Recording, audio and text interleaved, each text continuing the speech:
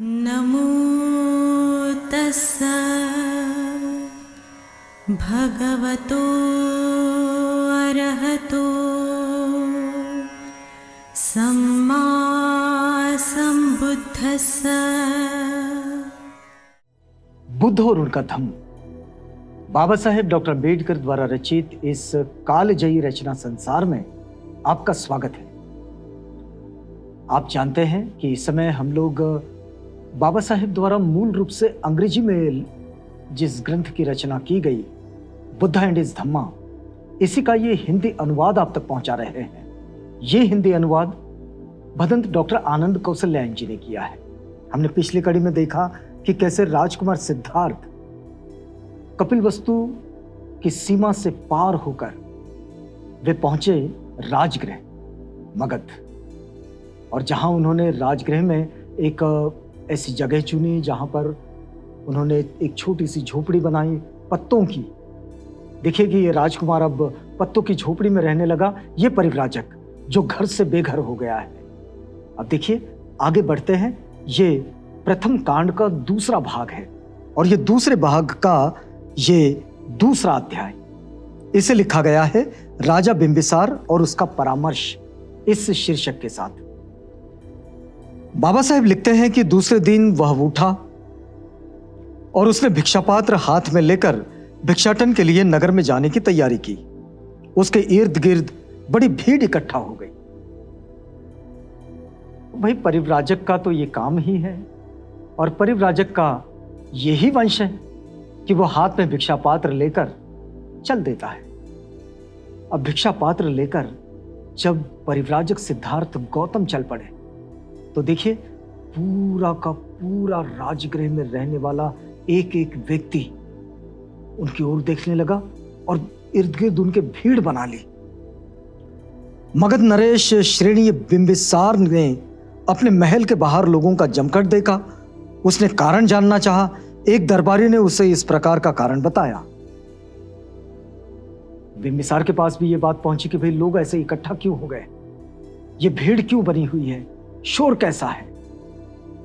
तो बिंबिसार को बताया गया कि भाई क्या कारण है, और यह बता दिया गया कि कपिलवस्तु का राजकुमार सिद्धार्थ जो अब घर से बेघर होकर परिव्राजक बन गया है और वो इस समय मगध में है, राजगृह में है, जिसके बारे में ब्राह्मणों ने भविष्यवाणी की थी। देखिए उन्होंने बताया कि जिसके बारे में ब्राह्मणों ने भविष्यवाणी की गई थी कि या तो ये बुद्ध होगा या फिर चक्रवर्ती राजा होगा। ये वही शाक्य पुत्र है जो अब सन्यासी हो गया है और उसी पर लोग नजर गड़ाए हैं।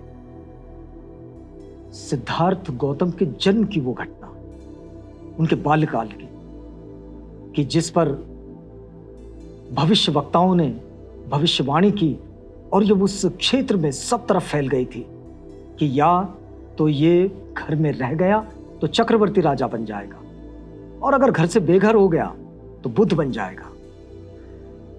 राजा ने यह बात सुनी और इसके अर्थ पर विचार किया तो उसने तुरंत दरबारी से कहा, जाओ पता लगाओ ये किधर जा रहा है। दरबारी आज्ञा पाकर राजकुमार के पीछे पीछे चल दिए। अब राजा का आदेश था। राजा ने कहा कि जाओ और देखो कि ये जो परिव्राजक है ये किस तरफ जा रहा है। उनके पास ये सूचना तो नहीं थी कि भाई ये परिव्राजक सिद्धार्थ गौतम मगध पहुंच रहा है। वो तो पहुंच गए एक सन्यासी की तरह, जैसे वे सब तरफ चलते हैं वैसे ही। अब ये राजकुमार के पीछे पीछे दरबारी चल पड़ा है। देखा कि स्थिर दृष्टि, मात्र 2 गज ही आगे देखते हुए शांत स्वर, नपे तुले कदम वाला ये श्रेष्ठ परिव्राजक भिक्षाटन के लिए चला तो उसकी इंद्रियां तथा चित्त पूर्ण रूप से संयत थे। आप याद कीजिएगा, अगर बौद्ध साहित्य का आप स्टडी करते हैं तो विनय पिटक में ये बात मिलती है कि भिक्षुओं को भिक्षाटन के लिए कैसे जाना है। और ये परिव्राजक सिद्धार्थ, अभी तक उन्होंने अपनी बात को व्यक्त नहीं किया। अभी तो ज्ञान प्राप्ति के लिए भी बड़ा लंबा वक्त है और बहुत बड़ी कड़ी साधना भी करनी है, लेकिन परिव्राजक निकल पड़ा है तो परिव्राजक के जो गुण होते हैं वो गुण यहीं से उनके पास है। कि उनका चित्त बिल्कुल संयत है, भिक्षाटन के लिए जा रहे हैं, लेकिन कहीं भी चित्त अस्थिर नहीं है, इधर उधर भटक नहीं रहा है। मात्र 2 गज ही आगे देखते हुए, बस जितने 2-3 कदम चलने हैं, बस उतना ही पता रहे कि कहां जा रहे हैं। जैसे भी कुछ भिक्षा मिले उसे ग्रहण कर वह पर्वत के एक एकांत कोने में जा बैठा और भिक्षान्न खा चुकने के बाद वही पांडव पहाड़ी पर चढ़ गया। भिक्षाटन हुआ, लौटकर वहीं पर्वत के एकांत कोने में बैठ गए।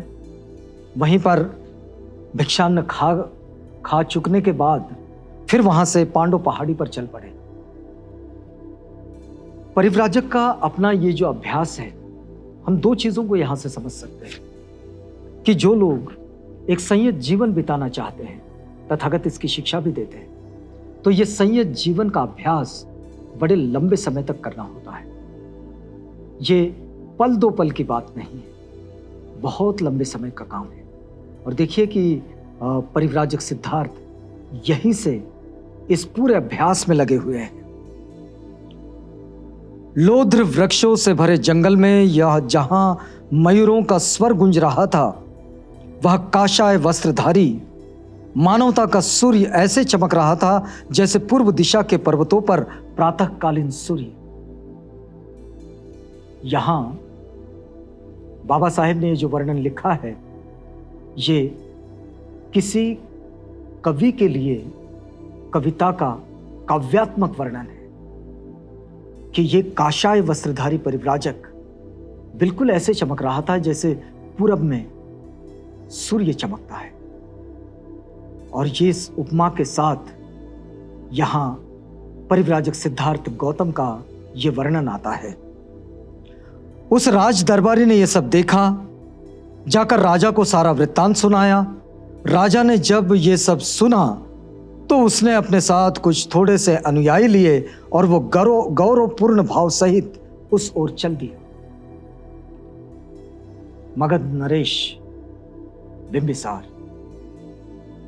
वहां जा रहे हैं जहां राजकुमार गौतम परिव्राजक बनकर उस पहाड़ी के एकांत में बैठे हैं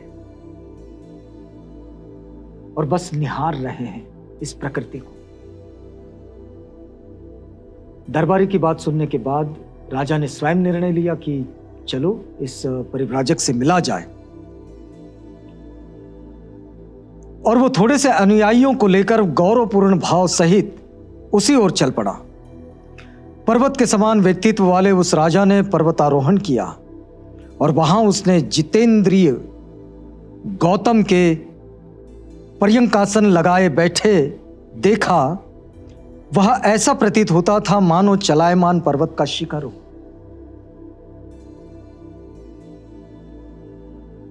उनको आसन में बैठे देखा, एक काशाय वस्त्रधारी पर्वत पर, और राजा ने ऐसे महसूस किया जब उस पर्वत को पार करते हुए, उसको चढ़ते हुए, कि जैसे कोई पर्वत ही चल रहा है, पर्वत चलायमान हो गया है।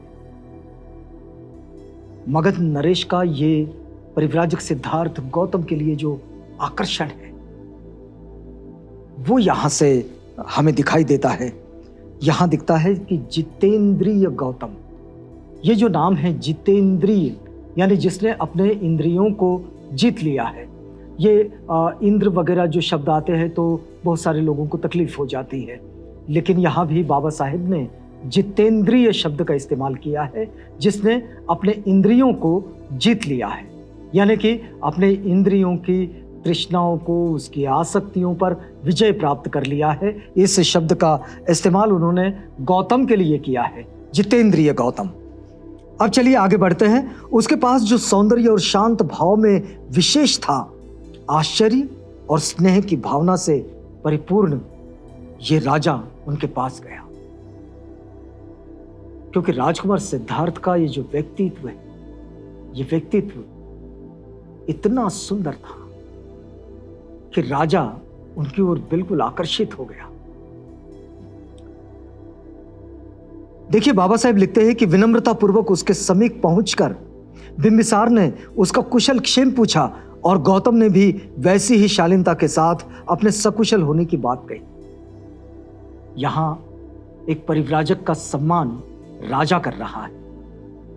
यह बात एक दूसरी है कि कपिलवस्तु ये मगध के अधीन आता है और वहां का राजपुत्र और वो जो राजा मगध के, इनका जो संबंध है वो एक दूसरी बात। लेकिन एक परिव्राजक सिद्धार्थ जो मगध के राजा के उस क्षेत्र में प्रवेश कर आया है, वे उसे अभिवादन करते हैं, उसके समीप पहुंचकर उनका कुशल क्षेम पूछते हैं और गौतम भी उतनी ही विनम्रता के साथ उनको प्रत्युत्तर देते हैं, उनका भी अभिवादन करते हैं और अपने सकुशल होने की बात कहते हैं। फिर कहते हैं कि तब राजा एक स्वच्छ चट्टान पर बैठ गया और अपना मनोभाव व्यक्त करने के लिए वो इस प्रकार बोला। अब यहां ये शुरू होता है राजा बिंबिसार का और राजकुमार गौतम के साथ एक संवाद। तो इसे अब आपको पढ़कर सुनाते हैं। बाबा साहेब लिखते हैं, मगध नरेश बिंबिसार परिव्राजक गौतम से कह रहे हैं कि देखिए, तुम्हारे कुल से हमारे वंशानुगत प्रगाढ़ मैत्री है। इसी से मेरे मन में तुम्हें दो शब्द कहने की इच्छा उत्पन्न हुई है। मेरी बात ध्यान से सुने। अब देखिए कि यहां मगध नरेश परिव्राजक सिद्धार्थ से कुछ विशेष बात कहने जा रहे हैं। वे कहते हैं कि जब मैं तुम्हारे सूर्य वंश का विचार करता हूं, बिंबिसार कह रहे हैं गौतम से कि जब मैं तुम्हारे सूर्यवंश का विचार करता हूं, तुम्हारे तारुण्य का विचार करता हूं, तुम्हारे अनुपम सौंदर्य का विचार करता हूं, तो मैं सोचता हूं कि तुम्हारे मन में सन्यासी का जीवन व्यतीत करने का यह सर्वथा बेमेल संकल्प कहां से घर कर गया। राजा बिंबिसार बड़ी पेशोपश में है, समझ नहीं पा रहे कि ये बिल्कुल युवा, तरुण, हट्टा कट्टा, सूर्यवंशी, अनुपम सौंदर्य और ये परिव्राजक, ये दोनों चीजें बेमेल लगती हैं उनको। तो इसलिए उन्होंने सीधे उन्हीं से पूछा कि ये सर्वथा बेमेल संकल्प कहां से घर कर गया तुम्हारे मन में। ये तुम्हारे अंग रक्त चंदन से चर्चित होने के योग्य है। ये जो तुम्हारा अंग है, ये रक्त चंदन से चर्चित होने के योग्य है, रक्तांबर के नहीं। तुम्हारा ये हाथ प्रजा रक्षण के योग्य है, भिक्षा पात्र ग्रहण करने के योग्य नहीं। यहां राजा अपने राज धर्म को निभा रहे हैं और एक राजकुमार को उसके राज धर्म की याद दिला रहे हैं। देखिए, वे कहते हैं कि तुम्हारे हाथ प्रजा रक्षण के योग्य है, भिक्षा पात्र ग्रहण करने के योग्य नहीं। हे तरुण, बिंबिसार कह रहे हैं परिव्राजक गौतम से, हे तरुण, यदि तू अपना पैतृक राज्य नहीं ही चाहता तो मैं तुझे अपना आधा राज्य देता हूं, इसे ग्रहण करने की कृपा कर। देखिए, एक बड़ा प्रलोभन फिर उनके सामने। अब राजकुमार सिद्धार्थ जो घर से बेघर हुए, उन्होंने अपने राज्य को छोड़ दिया, लेकिन यहां मगध नरेश ये कह रहे हैं कि मैं अपना आधा राज्य तुम्हें दे देता हूं, इसे ग्रहण करो। यदि तू ऐसा करेगा तो इससे तेरे स्वजनों को किसी प्रकार का दुख नहीं होगा। समय बीतने पर अंत में लक्ष्मी स्थिर चित्तों की ही शरण ग्रहण करती है। जो संपत्ति होती है, जो विलासिता होती है, जो संपन्नता होती है, ये सब स्थिर चित्तों की ही शरण ग्रहण करती है। और इसलिए तुम ऐसा करो कि तुम्हारे स्वजनों को भी इससे किसी प्रकार का दुख नहीं होगा। इसलिए कृपया मेरी बात मान लो और सत्पुरुषों की सहायता पाकर सत्पुरुषों की श्री बहुत बलवती हो जाती है।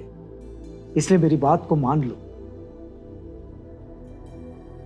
इस सहायता को स्वीकार कर लो और आधा राज्य उसके अधिकारी बन जाओ। यदि अपने कुलाभिमान से मेरा कहना अमान्य हो तो अनंत सेना के साथ धनुष्य बाण का उपयोग कर मेरी सहायता से अपने विरोधियों पर विजय प्राप्त कर लो।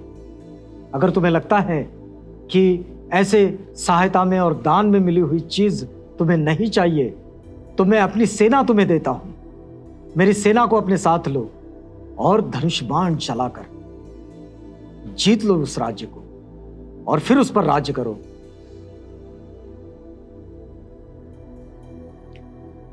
फिर वे आगे कहते हैं कि इसलिए इन 3 पुरुषार्थों में से एक को चुन लो। धर्मानुसार अर्थ और काम की व्याप्ति की कामना करो। काम और मोक्ष की उल्टे क्रम से, अर्थात पहले काम की और फिर मोक्ष की इच्छा करो। जीवन के धर्म, अर्थ, काम, ये ही 3 उद्देश्य है। जीवन के उद्देश्य 3 ही है। ये मगध नरेश परिव्राजक सिद्धार्थ को समझा रहे हैं कि जीवन के धर्म, अर्थ और काम, यही 3 उद्देश्य है। आदमी मरता है तो जहां तक इस संसार का संबंध है सभी कुछ निरोध को प्राप्त हो जाता है। मगध नरेश बिंबिसार भी परिव्राजक सिद्धार्थ को, उस राजकुमार सिद्धार्थ को जो समझा रहे थे लोग, वही समझाने की कोशिश कर रहे हैं। अब देखिए कि आगे क्या राजा बिंबिसार की बात परिव्राजक सिद्धार्थ मानते हैं या नहीं, अगली कड़ी में सुनाएंगे। तब तक के लिए हमें इजाजत दीजिएगा। हम आपको याद दिलाते हैं कि इस वक्त हम लोग बाबा साहेब डॉक्टर अम्बेडकर द्वारा रचित बुद्धा एंड हिज धम्मा, इस मूल अंग्रेजी ग्रंथ का ये हिंदी अनुवाद आप तक पहुंचा रहे हैं। तो यहां रुकते हैं इस वादे के साथ कि कल आपसे पुनः भेंट होगी।